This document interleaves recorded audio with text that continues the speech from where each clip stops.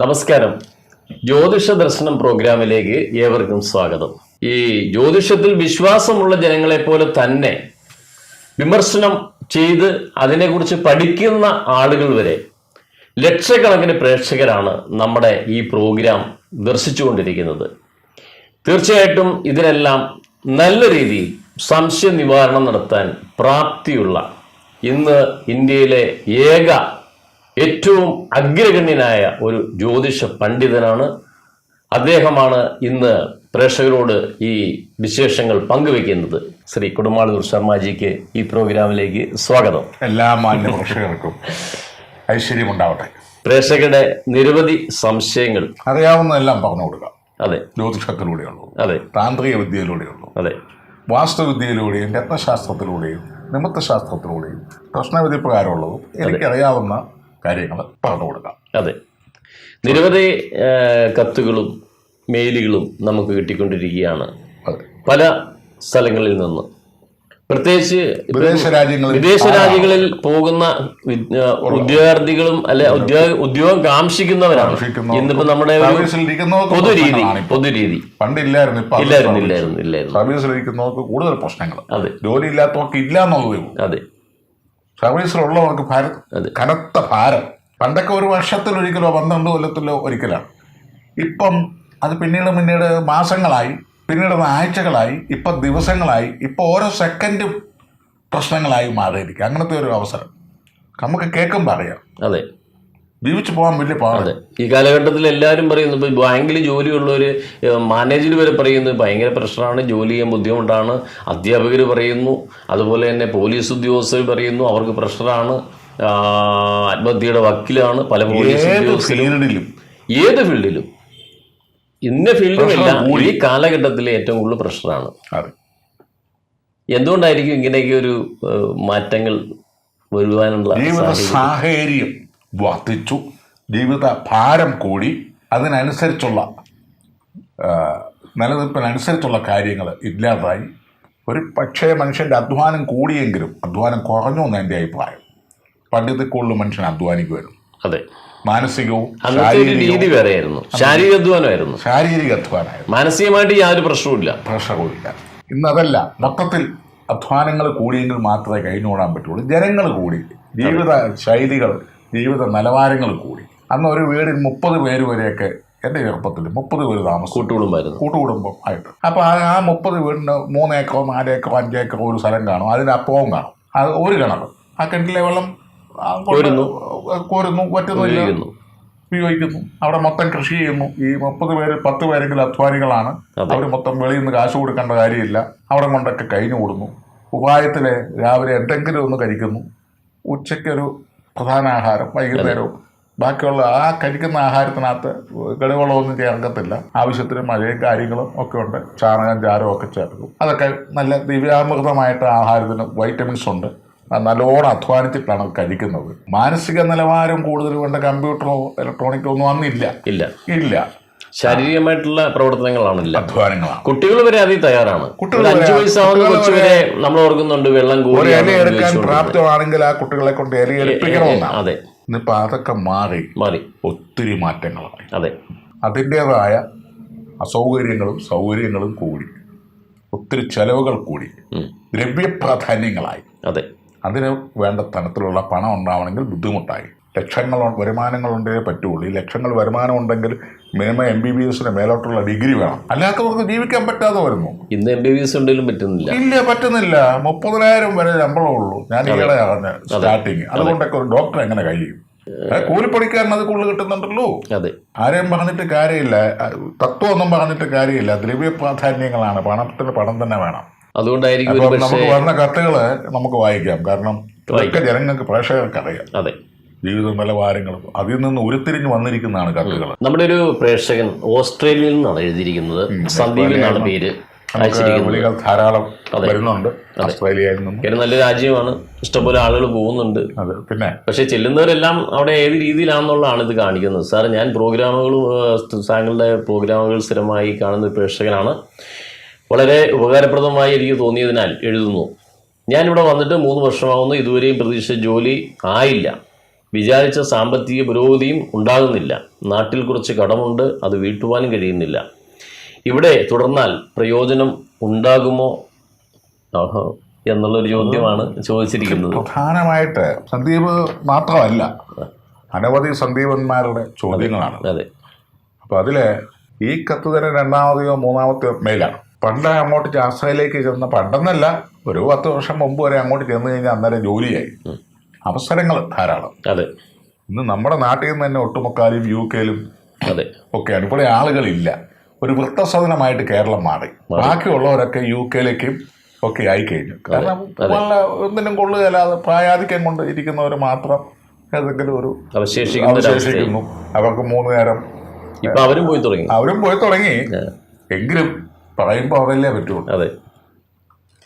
Vote ചെയ്യാൻ പോലും ആള് ഇല്ലാതെ. ഇത് കണ്ടത് നാട്ടിൽ കുറച്ച് കടമുണ്ട്, അത് വീട്ടാനും പറ്റിയില്ല. ഇവിടെ തുടർന്നാൽ പ്രയോജനം ഉണ്ടാകുമോ, പ്രതീക്ഷിച്ച ജോലി ആയില്ല, വിചാരിച്ച സാമ്പത്തിക പുരോഗതി കിട്ടിയില്ല. വളരെ ഭൗതിക തലത്തിലും കാലോചിതപരമായ രീതിയിലും ഇത് ഇങ്ങനെ തന്നെയാണെങ്കിലും ഒരു ജ്യോതിഷനോട് ചോദിക്കുമ്പം ജ്യോതിഷപരമായ ഒരു മറുപടി വേണമല്ലോ. 2028 വരെ ഇദ്ദേഹത്തിന് ചിങ്ങലഗ്നാധിപനാണ്.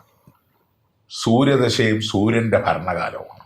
ആദിത്യദശ അലച്ചിലും കഷ്ടപ്പാടും ഉഷ്ണാധിക്യമുള്ള രോഗങ്ങളും അതുപോലെ തന്നെ പല പ്രകാരത്ത് ചൂടുകൂടിയ ജീവിതാനുഭവങ്ങളും, ഹൈപ്പർ ഡിപ്രഷൻ, ആൻസൈറ്റി, അണീസ്നെസ്, പ്രവൃത്തികളിൽ അനുഭവങ്ങളിൽ അൺഹാപ്പി, ചെലവുകളിൽ അൺനെസസറി എക്സ്പെൻസ്, വരവുകൾ ചുരുങ്ങുക, അവസരങ്ങൾ ഇല്ലാതാകുക, ചെലവുകൾ കൂടുക, ചെലവിലേക്കുള്ള കാര്യങ്ങൾ വന്നുകൊടുക്കുക. നമുക്കറിയാം ആശ്രയിലേക്ക് ചെന്ന് കഴിഞ്ഞാൽ അവിടെ താമസിക്കുന്നതിന് തന്നെ നല്ല ചിലവ്, വലിയ ചിലവ് വരും. ഫുഡ് ആൻഡ് മെഡിസിൻ നല്ല ചിലവ്, ഡ്രസ്സ് നല്ല ചിലവ്, പിന്നെ യാത്ര ചിലവുകൾ.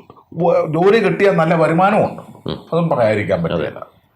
അപ്പോൾ കിട്ടണ്ടേ, എന്തെങ്കിലുമൊക്കെ കിട്ടി, അതുകൊണ്ട് ലോണൊക്കെ എടുത്താണ് വിചാരിക്കുന്ന ജോലി കിട്ടിയിട്ടില്ല. ഇദ്ദേഹത്തിൻ്റെ കുടുംബത്തിൽ ഒത്തിരി ഇത് കാണും, സാമ്പത്തിക ബാധ്യതകളും സഹോദരങ്ങളൊക്കെ കാണും. ഇതെല്ലാം മക്കളെയൊക്കെ പഠിപ്പിച്ച് പറഞ്ഞെങ്കിൽ നല്ലൊരു എമൗണ്ട് കിട്ടി.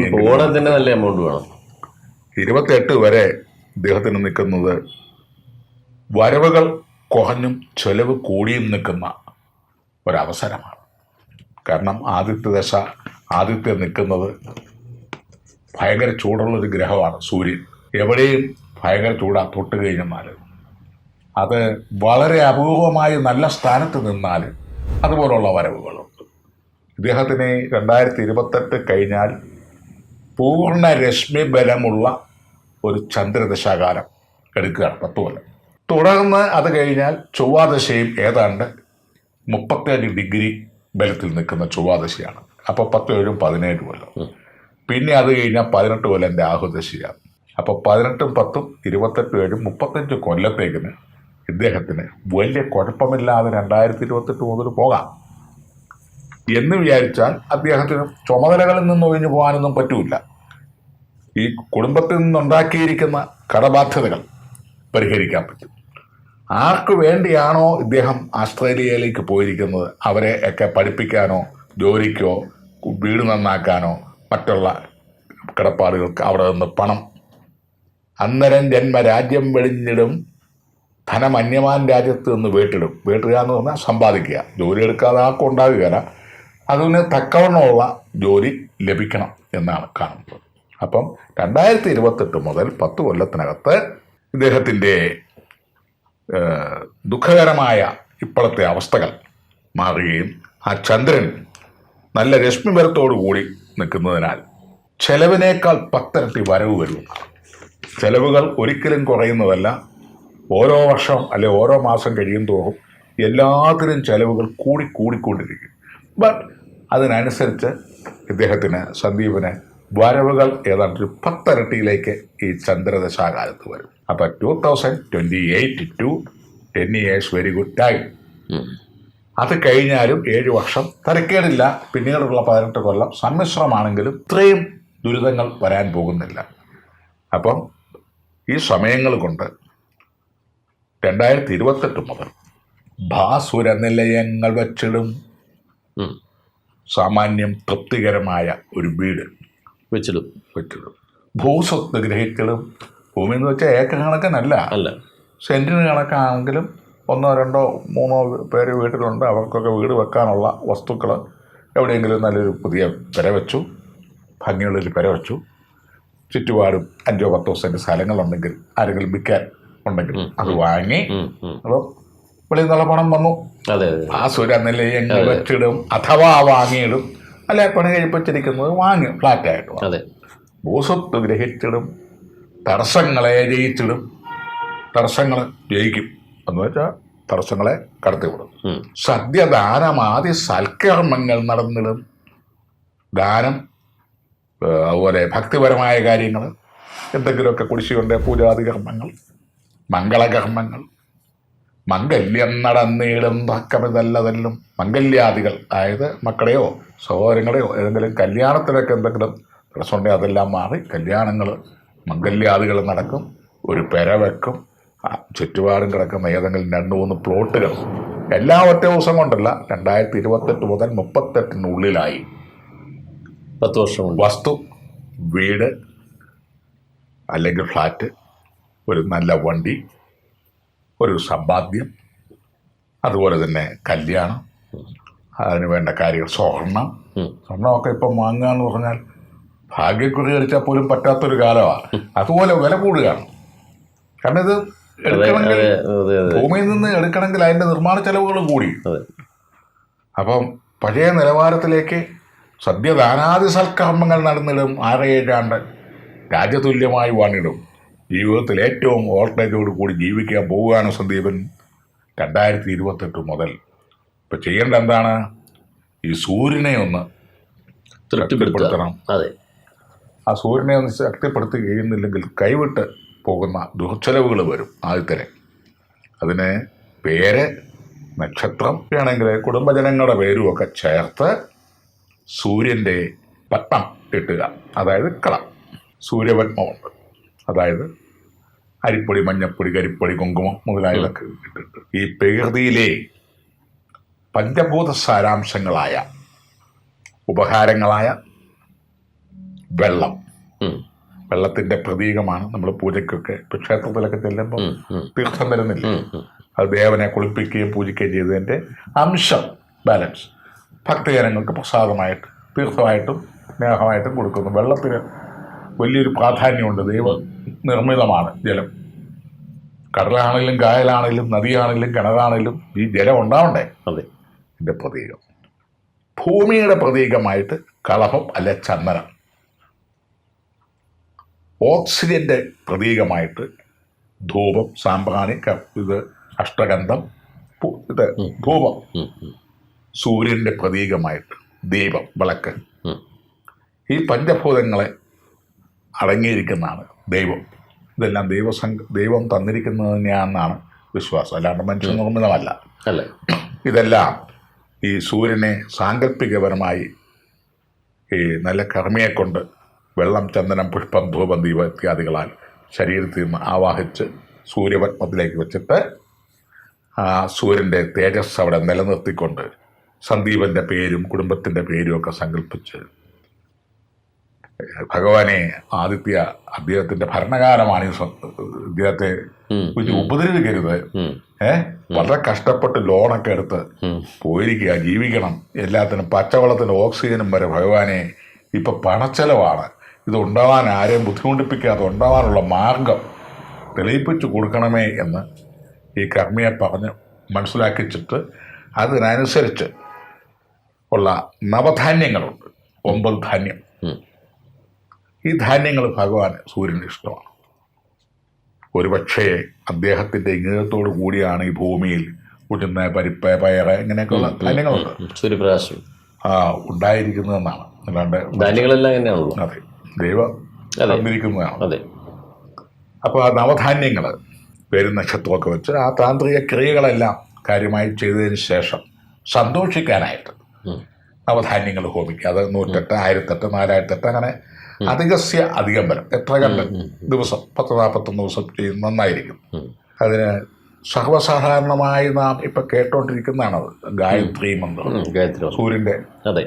ഓം ഭൂർഭുവസ്വ തസ്സവതുർവരേണ്യം ഭർഗോ ദേവസ്യ ധീമഹി ധിയോ യോ ന പ്രചോദയാൽ.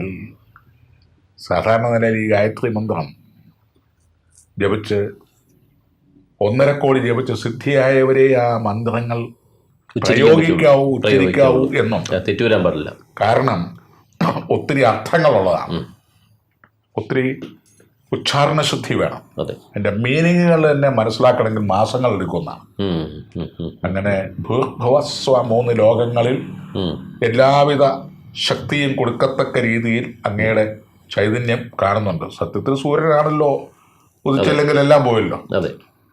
അത് സന്ദീപന്റെ ജീവിതത്തിൽ പ്രചോദിക്കട്ടെ. ധിയോയോന പ്രചോദയാൽ.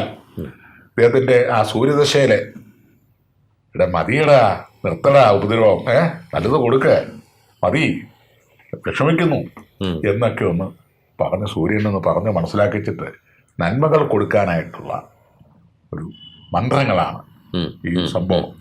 ഇനി അത് ചെല്ലാൻ പറ്റുന്നില്ലെങ്കിലുണ്ട് ജപാ കുസുമ സംകാശം കശപേയം മഹാത്മിതിം തമോഗ്നം സർവപാപഗ്നം ഭാസ്കരം പ്രണമാമ്യഹം.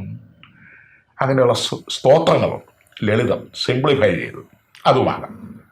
അതിനാകുമ്പോൾ വലിയ വ്രതങ്ങളൊന്നും വേണ്ട. എന്നാലും ഈ നവധാന്യങ്ങൾ, അതുപോലെ തന്നെ അത്തിയുടെ മുട്ട്, ഇത്തിയുടെ മുട്ട്, അരയാലും മുട്ട്, പേരാലും മുട്ട്, എള്ള്, കടുക്, കടലാടി, ചമതക്കമ്പ്, ചാഞ്ചമത മുതലായ മുട്ടുകളുമൊക്കെ ഇതിൻ്റെ കൂടെ ചെറുതേനിലും നെയ്യിലുമൊക്കെ മുക്കി ഹോമിക്കാം. അത് എത്ര കണ്ട് ആ ഹവനം നടത്തി കഴിയുമ്പോൾ അത്ര കണ്ട് ഭഗവാൻ പ്രസാദിക്കുകയും ഇദ്ദേഹത്തിൻ്റെ ഈ ചെലവുകൾ ഒന്ന് ക്രമീകരിക്കുകയും വരവനുള്ള ധനം ആരെയും ബുദ്ധിമുട്ടിപ്പിക്കാതെ അത് അവിടെ വരികയും ചെയ്യും. പിന്നെ ചെയ്യാവുന്നത് ഒരു മാണിക്യരത്നമാണ്. ഒരു 4 കാരറ്റോ 5 കാരറ്റോ, അത് സ്വർണ്ണക്കടയിൽ ചെന്ന് കഴിഞ്ഞാൽ കിട്ടും. അത് മേടിച്ച് വെളിയിൽ കെട്ടി സൂര്യവിരലായ ഈ വിരലെ ധരിക്കാം. ഇത് സൂര്യൻ്റെ വിരലാണ്. ചെറുവിരൽ ബുധൻ്റെ വിരലാണ്. ശനിയുടെ വിരലാണ് നടുവിരൽ. വ്യാഴത്തിൻ്റെ വിരലാണ് ചൂണ്ടുവിരൽ. ഇത് തള്ളവിരൽ. പിന്നെ ഇതിൻ്റെ താഴെയുള്ളതൊക്കെ ബൗണ്ടറീസ്. ഈ ഗ്രഹങ്ങൾ തന്നെയാണ്. ഉണ്ടല്ലോ രാശി 12 12 ഭൂമിയിൽ കണ്ടുകൊള്ളുക കംസാരിൽ കണക്കംശിച്ച് ബുദ്ധിമാൻ. മേടൻ രാശി ഇതിലാണല്ലോ ധനം വന്നതിപ്പതും. അങ്ങനെ ഓരോ രാശികളിൽ വരുന്ന ചിഹ്നങ്ങളും രേഖകളും ഒക്കെ അതാണ് കൈരേഖാശാസ്ത്രം. കൈരേഖ സാമുദ്രികം. അതൊക്കെ ഈ പറഞ്ഞ പോലെ എന്ത് സംഭവിക്കാൻ പോകുന്നു, അല്ലെ എന്ത് സംഭവിച്ചു കഴിഞ്ഞു, ചില ചിഹ്നങ്ങളും കാര്യങ്ങളൊക്കെ കൈകളിൽ കൊടുക്കും. അത് വേറൊരു ശാസ്ത്രം. ഇത് ജനിക്കുമ്പോൾ ഗ്രഹനില പ്രകാരമുള്ളത്. ഇതും കയ്യിൽ തന്നെ ഇതുണ്ട്. എങ്കിലും ഈ ദോഷത്തിനൊരു പ്രതിവിധിയാണ് താന്ത്രിക വിദ്യകൾ. അതാണിപ്പോൾ പറഞ്ഞത്. അത് മാറ്റി. അതുപോലെ തന്നെ സൺഡേ സൂര്യൻ്റെ ദിവസമാണ്. സൺഡേ. ലോകവിത്രയെല്ലാം പുരോഗമിച്ചിട്ടും ആ പേര് മാറിയിട്ടില്ല. സൂര്യൻ്റെ ദിവസമാണ് ഞായറാഴ്ച. സോമവാരം എന്ന് സംസ്കൃതത്തിലും സൺഡേ എന്ന് സായിപ്പും ഞായറാഴ്ച എന്ന് മലയാളത്തിലും തമിഴിൽ വേറൊരു ഇതും എന്നാ പറഞ്ഞാലും സൂര്യൻ്റെ ദിവസത്തിനെയാണ് സൺഡേ. അപ്പോൾ സൂര്യൻ്റെ പ്രാധാന്യം. അപ്പോൾ സൺഡേ ദിവസങ്ങളിൽ ഇരുന്ന് ഈ സ്തോത്രം ചെല്ലുന്നത് നല്ലതാണ്. പിന്നെ ഇത്രയും കാര്യങ്ങളൊക്കെ ചെയ്ത് ഇനി ഇതിനൊന്നും പറ്റുന്നില്ലെങ്കിൽ ഞായറാഴ്ച ദിവസങ്ങളിൽ അഗതികൾക്ക് ദാനം ചെയ്യാം. അതുമൊക്കെ ഒരു പുണ്യമാണ്. ഇതെല്ലാം ചെയ്ത് കഴിയുമ്പം സന്ദീപൻ്റെ കാലദോഷങ്ങൾ വളരെ ശമനം വരും.